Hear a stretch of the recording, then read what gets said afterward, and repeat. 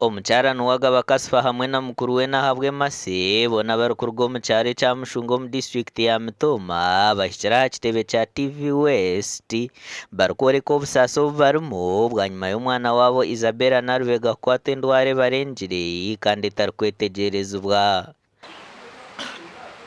Aba niboreka ngu omwana ogu Isabella atwire nishe kumara emyaka 5 omu rurimi ya Gasembabure konka omu kwezi kwa kabiri omwaka ogu ishe w'omwana akagambira nyina ko omwana ogu ari kubi kandi bari omu irwariro Murago. Akahera omu nyindo omunda hati akahera bakacwa mbwenu bakagura nkaheka kankamurya karimu nkotuhira hati kuba kagwire omwana yatandika kuzimba rero turikuraguza ishe arikuguma namuraguriza natumanyisa konka kuza kukakumutwara Murago gwena akazimba munonga yaguma nacweka. Twamarayo wiki 2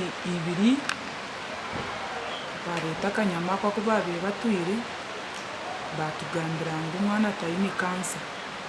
Okongera kwetegereza habikwatiriine n'endwara y'omubureegi ningashi enshundo z'omunyindo omu karimi k'abashaho eki nikyetwa nasal polyps. Polyp ni nk'enshundo y'omunyindo kandi egi enshundo nebaasa kutandika nk'akantu kakye nawe nebaasa kutandika nk'omuburu haza omuburu ogwo omuntu yagwagura wagwagura gwatandika kujwa haza gurugemu gube infected ningashi kugira obukoko. Dr. Kenneth Nayongera agira ngu endwara nk'ey'omwana Isabella aine obwahati n'ey'akabi munonga obwagumize ngu neekira kuzaarukamu endwara ezindi. Obwahati Kasifa nayenda abanyambabazi abariyo nibareeba omwana ogu okumuhwera bakamurundanira sente obundi omwana we Isabella akabaasa kutunga obujanjabi burikumara.